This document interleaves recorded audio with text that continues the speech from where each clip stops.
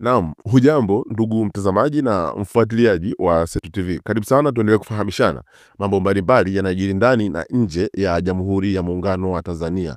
Na leo hii nakusogezea habari inayomhusu Katibu Mkuu wa Baraza la Maaskofu Katoliki Tanzania, yani inafahamika kama TEC, Dr.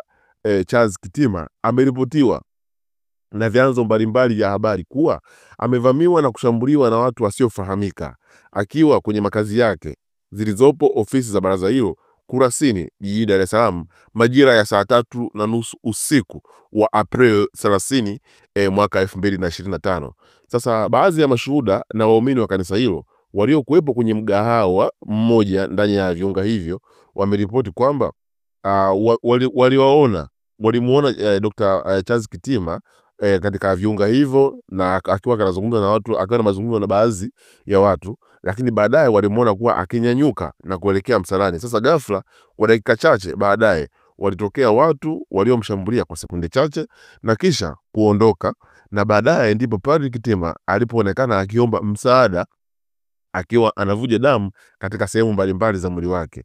Sasa mara baada ya shambulizo hilo, Padri Kitima amepatiwa matibabu ya awali kwenye kituo kidogo cha afya ndani ya kampasi hiyo ya TEC, yani ndani ya hiyo compound ya TEC, na baadaye alionekana kwa kipandishwa kwenye gari tayari kupelekwa kwenye hospitali ambayo mpaka sasa hivi bado haijawekwa wazi kwamba amepelekwa kwenye hospitali gani kwa ajili ya matibabu. Sasa Padri Kitima, kando ya utumishi wake kama padri na nafasi alionayo ndani ya kanisa na kwenye baraza hilo la maaskofu kama katibu mkuu, lakini pia amejipatia umaarufu mkubwa nchini Tanzania kwa miaka ya hivi karibuni kwa namna ambavyo amekuwa mkosoaji mkubwa wa mienendo isiyofaa kwenye jamii, akiwa mstari wa mbele katika kuhubiri utawala wa sheria na haki za binadamu pamoja na demokrasia. Sasa kumekuwa tangu usiku huo na mpaka asubuhi ya leo kumekuwa na hali ya taharuki. Kumekuwa na hali ya taharuki mitandaoni, hususan kwenye ukurasa wa X, kurasa nyingi mbalimbali za X zamani kama Twitter. Kumekuwa na hali ya taharuki sababu taarifa hii imekuwa ikisambaa kwa kasi kwenye ukurasa wa X zamani kama Twitter. Sasa kuna viongozi mbalimbali wamejaribu kutweet habari hii na kuonyesha namna walivyosikitishwa na tukio hili. Sasa ukipita kwenye ukurasa wa makamu mwenyekiti wa Chama cha Demokrasia na Maendeleo, yani Chadema, bwana ndugu John Heche, yeye ameweka taarifa hii, amesema hivi: nimepokea kwa masikitiko wa mshtuko mkubwa taarifa mbaya za kushambuliwa kwa mwalimu wangu Dr. Kitima usiku huu. Hii ni habari mbaya kwa nchi yetu. Tumefikaje hapa? Get well soon father, tunakuombea. Unaona? Sasa hiyo sio yeye tu, lakini pia hata mwanasheria wa chama hicho Dr. Rugemeleza Nshala amesema hivi: kushambuliwa na kuumizwa vibaya sana kwa Father Kitima na katibu mkuu wa TEC ni kitendo cha aibu na uoga cha watu wasiotaka utawala wa sheria na uchaguzi wa haki nchini. Ni mwendelezo wa vitendo vya kishetani vinavyotokea nchini. Tume huru ya uchaguzi iundwe kuchunguza hili. Unaona? Tume huru iundwe ili kuchunguza hili. Sasa ukipita kwa mwanaharakati wa mtandaoni Maria Sarungi naye pia ameandika hii taarifa ya bwana Dr. Charles Kitima kuwa amejeruhiwa, lakini pia ameweka na baadhi ya evidence ya watu ambao wao wanawahisi. Sasa Maria Sarungi ameandika hivi: tumepokea taarifa muda huu kuwa Father Dr. Charles Kitima ameshambuliwa usiku huu nyumbani kwake na kujeruhiwa vibaya. Hali yake si nzuri. Tunaendelea kufuatilia hii taarifa, ila ieleweke kuwa shambulio kama hii hatuwezi kuchukulia kama bahati mbaya. Father Kitima ameshambuliwa kwa maneno na CCM na vikaragosi vya Suluhu Samia kwa muda sasa. Ujumbe kwenu mazulumati, kama kweli mmehusika, mnaanza vita mlioshindwa tayari. Ugua pole Dr. Kitima, tunaendelea kukuombea. Hii ni kauli aliyoitoa Maria Sarungi kwenye ukurasa wake wa X zamani Twitter. Sasa Maria Sarungi hakuishia hapo. Maria Sarungi hakuishia hapo, akaendelea hasa kwa yeye kwa upembuzi na upekuzi wake, akaendelea hasa kufuatilia nini hasa kilichopo nyuma ya shambulio hili la Dr. Charles Kitima. Unaona? Sasa Maria Sarungi akaenda akampointi mtu anaitwa Dr. Frey Edward Kosgei. Huyu Dr. Fred Edward Kosgei aliandika hivi kwenye ukurasa wake wa X, zamani Twitter. Aliandika hivi: mwambieni Kitima iko siku ataingia kwenye 18, hatokaa hasahau. Mwacheni ajifanye mwanasiasa, mfikishieni message, siku si nyingi atapata anachokitafuta. Dawa yake ipo jikoni.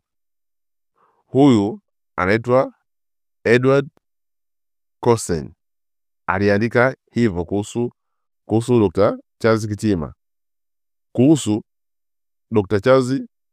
Kitima, Sasa watu wengi wametumia haya maandiko yake kama reference kuhusiana na ambacho kimemkumba Dr. Charles Kitima. Lakini bwana huyu bwana tena akaandika hivi: Kitima sio Roman Catholic, ni padri kama mapadri wengine. Mwambieni CCM sio Mzee Mbowe aliyotumia majengo ya kanisa kumpindua. Kuna siku ataingia 18, atajuta kuvaa joo ya upadri huku anahusika na uhaini. Kwani yule padri kule Kagera anayetuhumiwa kuwa albino ni kanisa linahusika? Umeona? Ni mtu huyo ambaye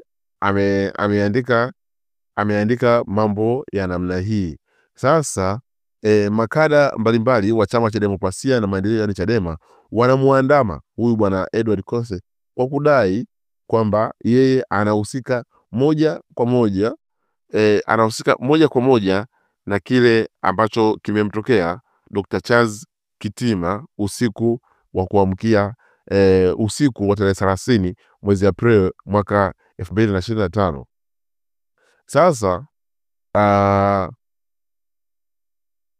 Sasa kuna maoni watu wameyatoa. Umeona? Lakini pia huyu bwana ana maandiko mengi sana kuhusiana na hii sintofahamu ambayo inaendelea ndani ya Chama cha Demokrasia na Maendeleo, yani Chadema. Sasa watu wameweka maoni yao tofauti kuhusiana na hasa nini ambacho kimetokea. Kuna mtu anaitwa Think Different anasema walisema watamshambulia.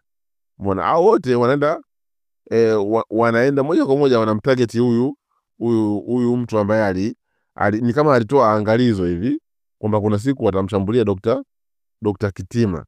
Umeona? Kuna watu wanaweka maoni yao tofauti. Mfano, kuna mtu anaitwa Boniface Mwabukusi. Huyu ni rais wa chama cha wanasheria Tanganyika. Amesema hivi: nimeshtushwa sana na taarifa zinazosambaa mtandaoni za kushambuliwa kwa faza Dr. Charles Kitima. Hii vita ya giza dhidi ya nuru ni vita ya ovu dhidi ya uwema, vita ya dhuluma dhidi ya haki. Ninafuatilia habari hizi na kamwe hatutapigia magoti uovu. Haya ni maandiko ya watu mashuhuri wanaoendelea kukemea hiki ambacho kimetokea kwa Padri Dr. Charles Kitima. Sasa sisi hatukuishia tu hapo. Tukaendelea kutafuta vyanzo vingine au watu wengine ambao nao pia wameandika kuhusiana na hiki ambacho kinaonyesha kwamba Dr. Charles Kitima naye ameshambuliwa. Sasa kuna mtu anaitwa Martin Maranja Masese ambaye ni kada ya Chama cha Demokrasia na Maendeleo Chadema, lakini pia ni mkosoaji mkubwa wa serikali ya Dr. Samia Suluhu Hassan. Ameandika hivi: wauni waliomshambulia Dr. Charles Kitima usiku huu wanatamani kuona kanisa Katoliki linaziba mdomo na kulamba nyayo. Wauni hao wanatuma ishara mbaya kwamba magenge ya uhalifu sasa yanatumika dhidi ya wote wenye sauti kali za ukosoaji wa ushenzi wa serikali na utawala. Umeona? Huyu ni Martin Maranja Masese. Sasa bado tunaendelea kukupitisha kwenye maoni ya wadau tofauti tofauti wanaoandika kuhusiana na hichi ambacho kimetokea, na ikumbukwe hiki kilichotokea sasa hivi ni kama watu walikitarajia kwamba kinaweza kikatokea, lakini Mheshimiwa Godbless Jonathan Lema naye pia ameandika hivi: Franza Kitima ameshambuliwa. Hii ni hatari sana na mwelekeo huu ni mbaya zaidi. Naona hatari mbele.